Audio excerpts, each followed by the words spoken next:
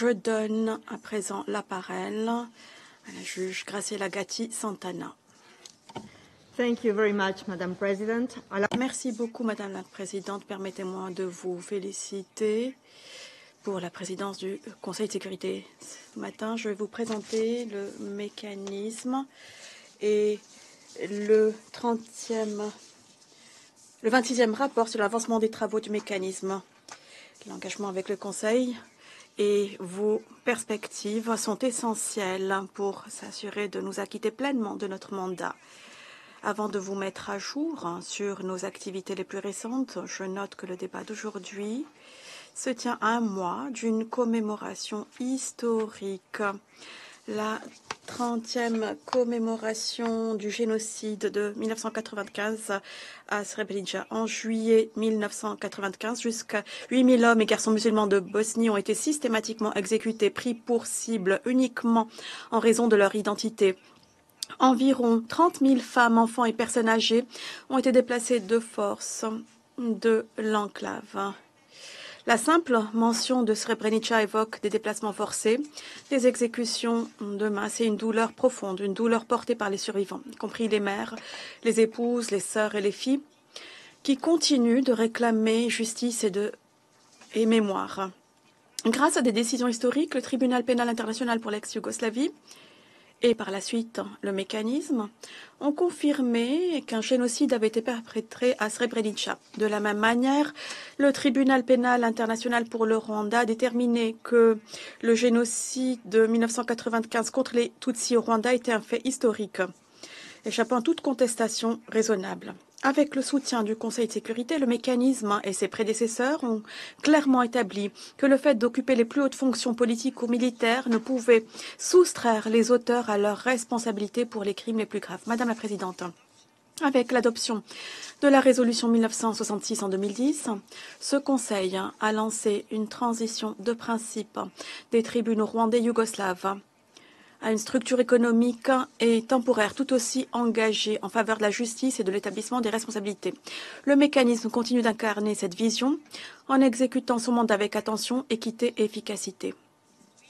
Pour illustrer mon propos, en novembre dernier, au début de la période considérée, la Chambre d'appel du mécanisme a reçu des éléments de preuve et entendu les arguments des parties, délibéré, prononcer son arrêt dans la procédure en révision engagée à l'initiative de M. Gérard Ntakirutimana, tout cela en l'espace d'une semaine.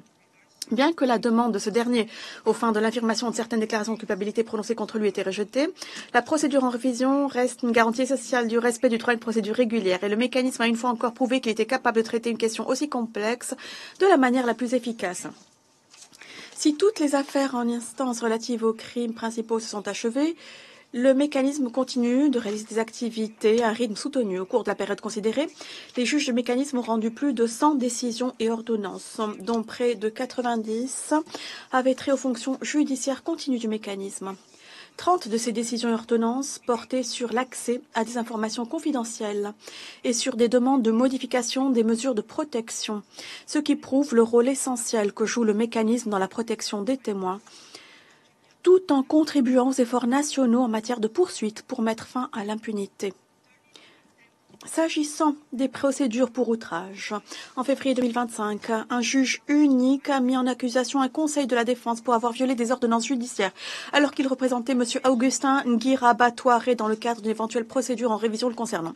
Un autre juge unique examine actuellement la question de savoir si l'affaire devrait être renvoyée à des autorités nationales. La menace d'une mise en accusation pour outrage en cas de violation d'ordonnance judiciaire reste essentielle pour garantir l'intégrité de la procédure et la protection des témoins. Par exemple, la question d'outrage qui se pose actuellement est liée à une précédente affaire mettant en jeu un vaste système de paiement illicite effectué à des témoins, des violations d'ordonnances judiciaires visant à faire infirmer les déclarations de culpabilité prononcées contre Augustin Ngirabatware. Néanmoins, le mécanisme a exercé de manière restrictive sa compétence en matière d'outrage. Et conformément au statut, les deux dernières affaires d'outrage ont été renvoyées à des États. En ce qui concerne l'exécution des peines, comme vous le savez peut-être, M. Ratko Mladic a récemment demandé à être libéré pour des raisons humanitaires du fait de son état de santé. Je ne peux pas vous en dire plus car il n'a pas encore été statué sur cette question. Cependant, je suis conscient de l'importance que ce Conseil a accordée à la garantie que les détenus placés sous l'autorité du mécanisme bénéficient de soins, conformément aux normes internationales applicables. Je peux vous assurer que ces normes sont pleinement respectées et que M. Ratko Mladic, qui est toujours détenu au quartier pénitentiaire du mécanisme à La Haye, bénéficie de soins multidisciplinaires de haut niveau. En outre, il a fait étroitement et fréquemment l'objet d'un suivi, compris par divers spécialistes médicaux. S'agissant de la liste des juges de mécanisme, une juge a démissionné en mai à la suite de la déclaration de culpabilité de la peine prononcée contre elle au Royaume-Uni. Une fois que le mécanisme a eu connaissance de l'enquête pénale en cours, le secrétaire général en a été rapidement informé et a levé l'immunité de la juge. Pendant toute la durée de la procédure pénale, j'ai également pris des mesures pour protéger l'intégrité du mécanisme et son fonctionnement efficace, y compris en mettant fin à la participation de la juge concernée aux activités du mécanisme. Madame la Présidente, la question de la coopération des États demeure essentielle, non seulement pour les efforts entrepris par le mécanisme en vue de réduire les coûts et de mener à bien ses fonctions principales, mais aussi pour le respect des principes humanitaires sur lesquels repose la justice pénale internationale. À titre d'exemple, la situation actuelle de Félicien Kabuga. Bien que son procès soit suspendu sine die, il est toujours détenu au quartier pénitentiaire du mécanisme à La Haye, en l'absence d'un État pour sa mise en liberté provisoire. Il convient de préciser qu'en avril de cette année, un expert médical indépendant a conclu que M. Kabuga était de manière générale inapte à prendre l'avion, notamment pour se rendre au Rwanda, le seul pays disposé à le recevoir à ce jour. La Chambre de première instance a déjà posé des questions supplémentaires à l'expert et attend des réponses avant de décider du poids accordé à son rapport. Cependant, le maintien de M. Kabuga en détention met en jeu les principes d'une procédure régulière que le mécanisme est tenu de respecter. Une solution ne peut être trouvée en l'absence d'un État qui convienne, dans lequel Félicien Kabuga pourrait être transféré en toute sécurité. Ce même quartier pénitentiaire continue également d'héberger 3 personnes condamnées, M. Ratko Mladic, comme j'ai déjà mentionné, également Mme Jovica Stanisic et M. Miko Stanisic. Si le mécanisme reste profondément reconnaissant aux États actuellement chargés de l'exécution des peines, nous avons cependant besoin d'États supplémentaires pour se charger de l'exécution des peines de ces condamnés, afin de réduire notre empreinte opérationnelle et de mettre fin à l'incertitude prolongée dans laquelle se trouvent ces personnes. Autre exemple, le mécanisme continue de chercher une solution à la situation des 6 personnes acquittées ou libérées qui ont été réinstallées au Niger en décembre 2021. Ces personnes ont été privées de droits et des libertés qui leur avaient été garantis par un accord conclu entre le Niger et l'ONU. Le greffier continue d'avoir des échanges de haut niveau avec les autorités à Niamey afin de faciliter la mise en œuvre de cet accord.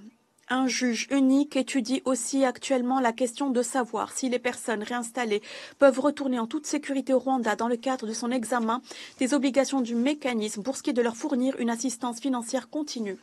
Fondamentalement, le soutien des États membres est nécessaire pour garantir une solution durable et fondée sur le respect des droits.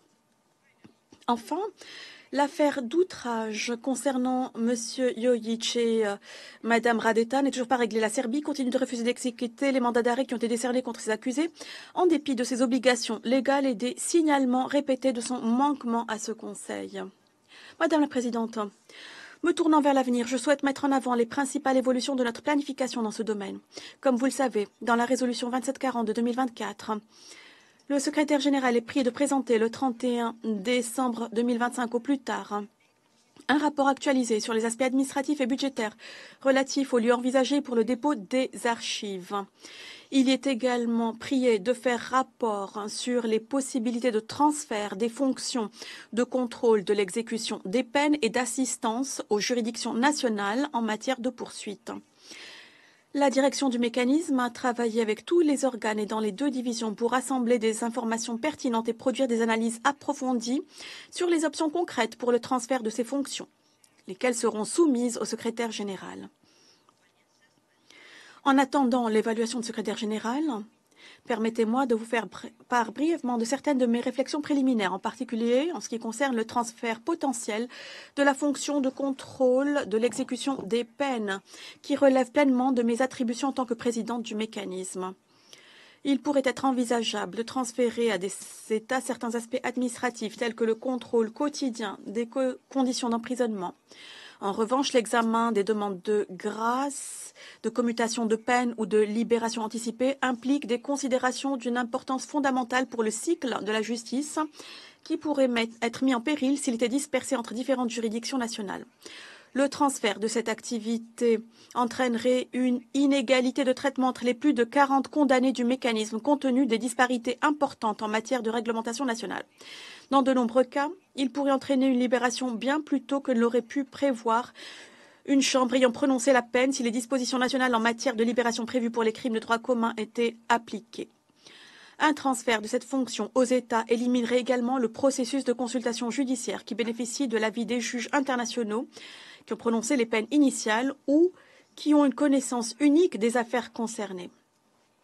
À mon avis, cette activité spécifique devrait être maintenue au niveau international. Lorsque tous les fugitifs ont été retrouvés, que les procédures en première instance et en appel relatives aux crimes principaux ont été menées à bien, la décision de libérer ou non des personnes condamnées revêt une importance capitale pour le cycle de la justice. Compromettre ce processus de décision réduira à néant des décennies de travail qui, jusqu'à présent, ont permis de faire obstacle à l'impunité. En outre, maintenir cette activité au niveau international est pratique courante. Il convient de noter que l'ONU et le Cambodge vont réaffirmer que les chambres extraordinaires au sein des tribunaux cambodgiens devraient continuer d'exercer leurs fonctions de contrôle en matière d'exécution des peines. Le tribunal spécial résiduel pour la Sierra Leone continue également de contrôler l'exécution des peines qui relèvent de sa compétence. Par ailleurs, je note que dans la résolution 2740, il n'est pas demandé au secrétaire général de faire rapport sur les possibilités de transfert des fonctions judiciaires continues. Néanmoins, je considère qu'il est opportun d'inviter le Conseil de sécurité à faire preuve de patience et de prudence dans l'examen de cette question. Les fonctions judiciaires continues confiées au mécanisme concernent les droits fondamentaux, garantissent la protection des témoins et restent essentielles pour veiller à l'intégrité des procédures internationales. Convertir certaines activités en questions non judiciaires ou transférer la compétence les concernant aux États, par exemple, soulève des questions juridiques et pratiques complexes qui nécessitent des délibérations approfondies.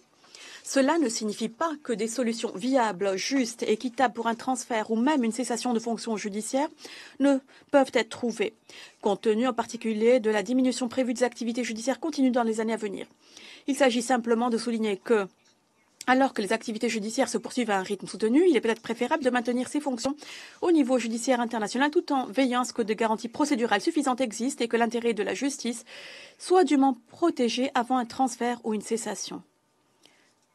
Pour l'heure, le mécanisme continuera de s'acquitter des responsabilités relevant de son mandat et en ma qualité de présidente, je reste résolue à rationaliser notre travail conformément à la vision du Conseil de sécurité. À cette fin, en mai, j'ai soumis au comité du règlement du mécanisme des propositions de modification du règlement de procédure et de preuve qui visent à limiter la possibilité des procédures nécessitant des ressources considérables, et en particulier des procédures en salle d'audience. M'appuyant sur les révisions antérieures de notre pratique en matière d'exécution des peines et à la suite de consultations avec le greffier et le procureur, j'ai également publié une version révisée d'une directive pratique visant à rationaliser le processus de désignation et à élargir les possibilités d'échange avec des États qui pourraient se charger de l'exécution d'une peine afin de trouver des prisons pour nos condamnés. Madame la Présidente. À l'approche de la 30e commémoration du génocide de Srebrenica, nous nous rappelons que la justice n'est pas une activité limitée dans le temps, mais un engagement continu. Le mécanisme est le garant de cet engagement, en préservant les vérités juridiques établies par les tribunaux pour l'ex-Yougoslavie et pour le Rwanda, en veillant à l'établissement des responsabilités dans le respect des garanties procédurales et en réaffirmant la dignité des victimes et des survivants. Notre travail rend hommage à la perte et à la résilience de ceux qui ont enduré des souffrances inimaginables et reflète la détermination de la communauté internationale à combattre l'impunité avec principe et persévérance. En cette période de défis mondiaux et de ressources limitées, nous sommes toujours résolus à nous acquitter de notre mandat. Mais nous reconnaissons que des changements sont nécessaires afin que nos contributions restantes au cycle de la justice soient apportées à un coût que la communauté internationale peut assumer. Nous nous associerons donc à ce Conseil dans les efforts qu'il déploie pour préserver l'héritage des tribunaux pour le Rwanda et pour l'ex-Yougoslavie au sein d'un mécanisme dont les effectifs sont encore réduits et en définitive au-delà de sa durée de vie opérationnelle. Je vous suis reconnaissant de m'avoir donné l'occasion de m'adresser à vous. J'attends avec intérêt votre avis sur nos travaux. Je vous remercie.